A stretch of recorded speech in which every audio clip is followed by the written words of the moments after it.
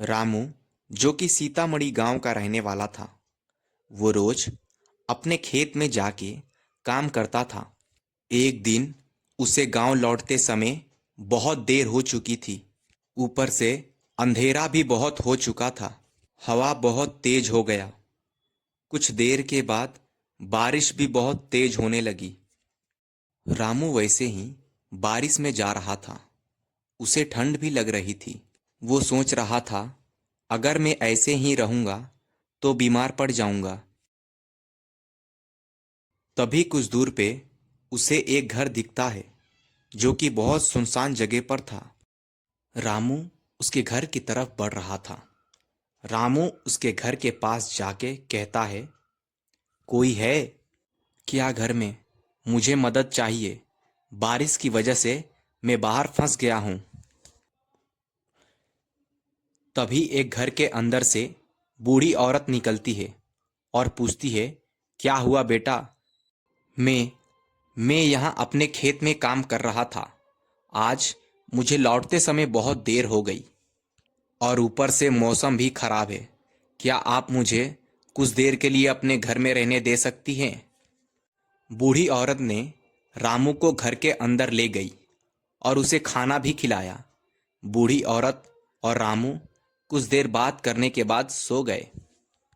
रामू बहुत थक चुका था। वो पूरी रात बहुत अच्छे से सोता है। जब रामू उठा तो बूढ़ी औरत के पास गया और कहा, ठीक है अम्मा, अब मुझे इजाज़त दीजिए, मैं अब चलता हूँ। बूढ़ी औरत बोली, अरे बेटा, तुम इतनी रात को अब कहाँ जाओगे? आज रात भी यहीं सो जाओ। रामू घबराते हुए देखा, अरे ये कौन सी रात है? मैं तो रात में सोया था, तो अब दिन होना चाहिए। बूढ़ी औरत बोली, नहीं बेटा, तुम कल रात सोए थे और फिर दिन भर सोए। अब रात के 11 बज रहा है। इतनी रात को अब तुम कहाँ जाओगे? आज रात भी यहीं सो जाओ। रामू बहुत हैरान था कि मैं इतने घंटे कैसे सो सकता हूँ। फिर भी अम्मा, अब मुझे इजाज़त दीजिए, मेरे घर वाले परेशान हो रहे होंगे। बूढ़ी औरत ने बहुत कोशिश की रामू को रोकने की, लेकिन रामू नहीं माना।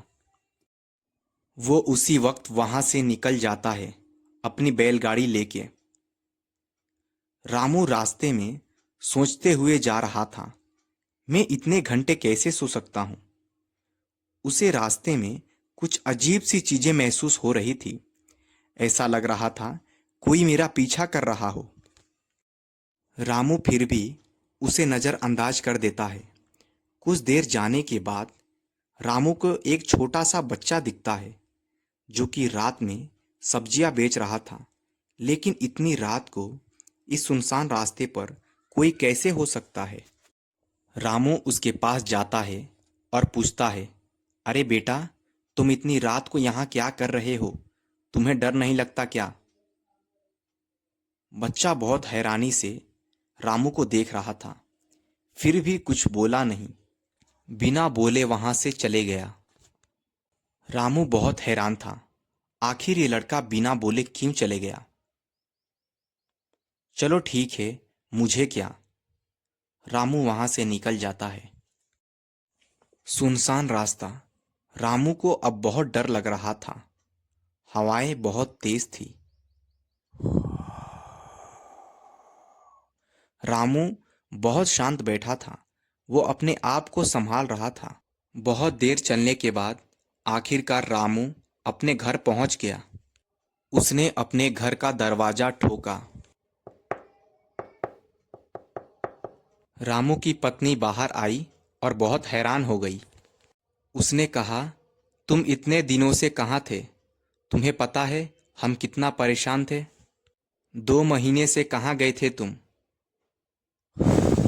रामू अपने पत्नी को बहुत हैरानी से देख रहा था। रामू बोला, क्या तुम पागल हो गई हो? मैं तो एक रात ही बाहर था और अब दूसरी रात अपने घर पहुंच गया। नहीं, तुम 2 महीने से नहीं आए। रामू ने कहा, क्या तुम पागल हो गई हो? चलो अब मुझे खाना दो। रामू रात भर सोचता रहा। ये मेरी पत्नी को क्या हो गया है? ये ऐसा क्यों बोल रही है? दूसरे दिन रामू के पत्नी ने कहा, क्या तुम किसी सुनसान घर में रुके थे?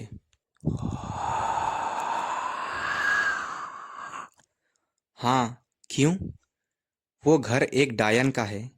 उसने तुम्हें 2 महीने कब्जे में रखा था और इसीलिए छोड़ दिया क्योंकि तुम्हारे गले में मैंने एक ताबीज बांधा है। वो तुम्हारा कुछ बिगाड़ नहीं पाई।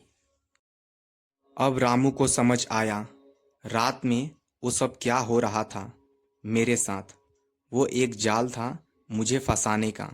मैं तो बाल बाल बचा। दोस्तों, अगर ये स्टोरी आपको पसंद आई तो प्लीज़ एक लाइक करें। आपका एक मोटिवेशन हमें बहुत सपोर्ट करेगा। धन्यवाद।